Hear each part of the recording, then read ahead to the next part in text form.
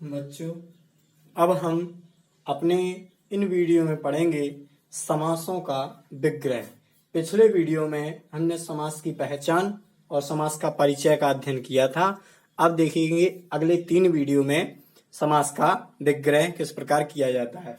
तो इस प्रकार से समास विग्रह के लिए 3 वीडियो बनाए गए हैं। भाग 8 आ, 8 बा और 8 सा। तो अभी हम 8 आ वीडियो देखते हैं, उसके बाद अगला 8 वा, उसके बाद अगला 8 शा। तो देखिए 8 आ। तो सबसे पहले आपके सामने द्विगु समास का विग्रह प्रस्तुत है। कोई भी समास हो, अगर हमें उसका विग्रह करना है तो हमें उन पदों की हिंदी अनिवार्य रूप से आनी चाहिए।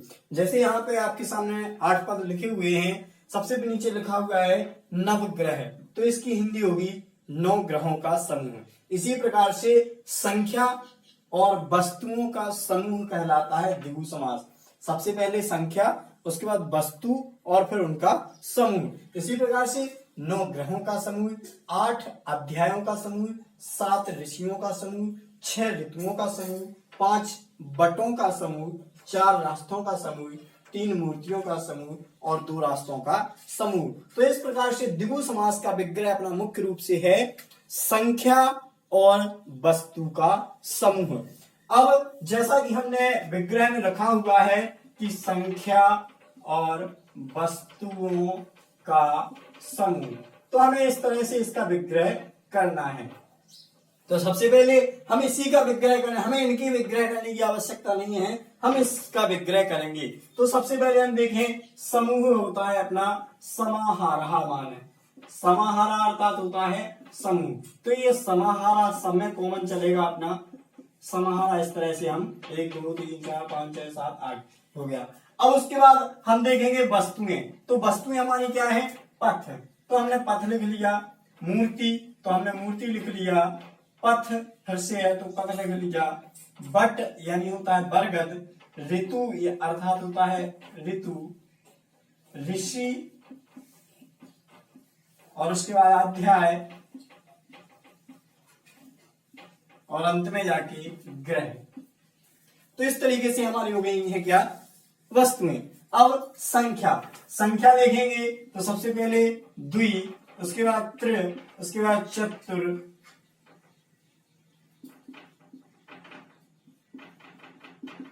उसके बाद पंच, उसके बाद षट, उसके बाद सप्त, उसके बाद अष्ट, उसके बाद नव। तो इस तरीके से हमने संख्या, वस्तु, समूह, ये हमने विग्रह कर लिया है। अब देखेंगे हमारा बचा क्या है? का शब्द बच गया। कौन सा शब्द बचा है? का।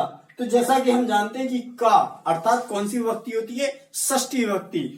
विभक्तियों का प्रयोग हमने बड़े ही अच्छे तरीके से पढ़ाया था आपको याद होगा। तो हमें क्या करना है? का शब्द का प्रयोग करना है। तो सबसे पहले हम यहां से शुरू करेंगे ग्रह। और ग्रह कितने हैं? 9, अर्थात एक वचन, द्विवचन और बहुवचन। यानी इस ग्रह के लिए हमें षष्ठी विभक्ति और बहुवचन का प्रयोग करना है। तो षष्ठी विभक्ति और बहुवचन का आपको भली भांति याद होगा। षष्ठी विभक्ति और बहुवचन में ये रहा हमारा षष्ठी विभक्ति बहुवचन। तो षष्ठी विभक्ति और बहुवचन के लिए है तेसाम, अर्थात हमें किस चीज का प्रयोग करना है? आनाम। यानी हमें षष्ठी विभक्ति, क्योंकि का लिखा हुआ है तो षष्ठी विभक्ति का प्रयोग करना है तस्, तयो और तेसाम। क्योंकि सभी पद बहुवचन है इसलिए हम सबके लिए क्या प्रयोग करेंगे? आनाम। तो देखिए हम इस तरह से लिख सकते हैं, ग्रह को लिखेंगे हम ग्रहा नाम, अर्थात ग्रहों का। और ये जो षष्ठी विभक्ति हमने यहां पे लगाई है, ये का शब्द संख्या और वस्तुओं का समूह, तो इस संख्या में भी लगेगा, अर्थात यहां पे बनेगा नवा नाम। तो इस तरह से हमारा नवग्रह का समास विग्रह हो चुका है। नवा नाम, ग्रहा नाम, समाहारा। बिल्कुल वही चीज यहां पे होगी, अध्याया नाम और अष्टा नाम। हर बार हमें यही प्रयोग करना है। तो सप्ताह नाम। अब ये जो पद है ये लिखा हुआ है ऋषि नाम, इसके अंत में क्या है? छोटी ई, अर्थात ये हमारे तत्पुल्लिंग से नामन के एकारांत कवि के रूप से बनेंगे। तो जब कवि की षष्ठी विभक्ति बनती है तो कवि में बड़ी हो जाती है अर्थात ऋषि नाम। इसी प्रकार ये जो षड का हो जाएगा सड़ा नाम, और ऋतु, ऋतु का साधु से बनेगा, और जब साधु से बनेगा तो ऋतु का हो जाएगा ऋतु नाम। बट का ज्यों का त्यों बटा नाम, और पंच का पंचा नाम। इसी प्रकार पथ का पथा नाम, और चत का चत्वारा नाम। मूर्ति फिर से बड़ी हो जाएगी तो मूर्ति का मूर्ति नाम, और त्र का हो जाएगा त्रया नाम। और अगला है द्विवचन। ये सभी पद बहुवचन थे और ये पद द्विवचन है, तो द्विवचन का तस् तयु, तो तयु के हिसाब से बन जाएगा पथयु, और द्वयो का हो जाएगा द्वयो, द्वयो पथयो समाहारा। इस तरह से द्विगु समास हुआ। अब देखिए द्वंद्व समास का विग्रह। अब आपके सामने द्वंद्व समास का विग्रह है।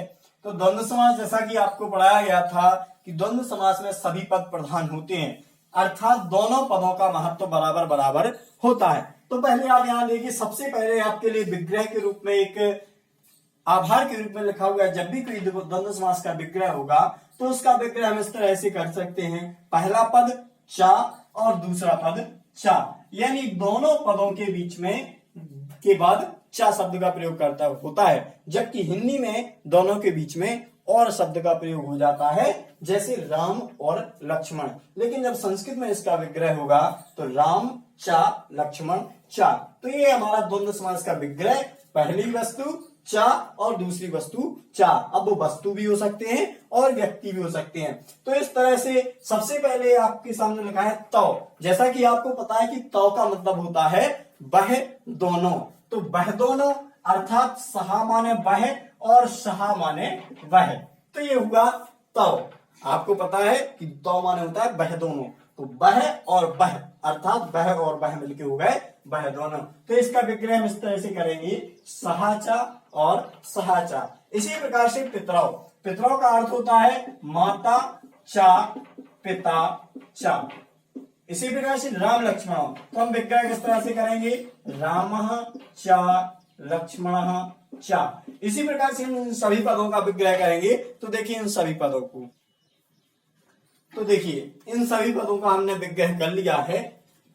रामः चा लक्ष्मण चा हरिः चा हरः चा चरः अचरः धर्म अधर्म शिव केशव कृष्ण अर्जुन अहा निशा। तो अब ये विग्रह आपके सामने लिखा हुआ है। अब हम इसको यहां से हटा रहे हैं क्योंकि ये सिर्फ हमने आभार के रूप में लिखाया हुआ था, इसलिए अब हम इसको यहां से हटा देंगे। तो आप देखिए मुख्य रूप से इनका विग्रह क्या होना है। तो देखिए राम लक्ष्मण अर्थात राम और लक्ष्मण, अर्थात हमने दोनों पदों के बीच में क्या लगा लिया, बात क्या लगा लिया, चा।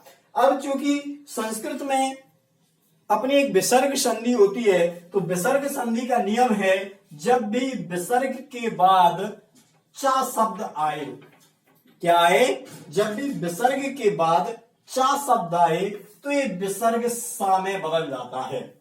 एक बार पुनः, जब भी विसर्ग के बाद चा शब्द आता है तो ये विसर्ग सा में बदल जाता है। ठीक, तो ये विसर्ग संधि का नियम हम एक बार विसर्ग संधि में भी पढ़ेंगे। तो अब यहाँ पे देखिए सबसे पहले एक चीज और है, संस्कृत में होता है हमेशा छोटे शब्दों के अंत में विसर्ग लगाया जाता है और बड़े शब्दों के अंत में विसर्ग नहीं लगाया जाता है। तो जैसा आप देख रहे हैं कि सभी के अंत में हमने लगभग विसर्ग लगाया हुआ है, केवल माता पिता और निशा शब्द छूटा हुआ है, क्योंकि ये कैसे है, बड़ा आ, और बड़ा आ के बाद कभी विसर्ग नहीं होता है। अब दूसरी चीज, विसर्ग के बाद चा होगा तो विसर्ग क्या बन जाएगा, सा। तो इस तरह से ये जो रामा चा है वो बन जाएगा रामश्च, और लक्ष्मण चा का वो बन जाएगा लक्ष्मणश्च। तो इस तरह से ये जितने भी विसर्ग हैं वो हमारे सा में बदल जाएंगे। तो इस तरीके से हमने द्वंद्व और द्विगु समास का विग्रह का अध्ययन पूरा हुआ। तो इस प्रकार से अब आप अगले वीडियो में पढ़ेंगे अगले समासों के विग्रह। आशा करते हैं आपको ये विग्रह समझ में आया होगा। प्रत्येक वीडियो सभी पीछे वाले वीडियो से जुड़ा हुआ है। जरूरी है कि आपका पिछड़ा अध्ययन पूरा लिखा हो और आपने पूरा अध्ययन अच्छे तरीके से समझा हो। धन्यवाद।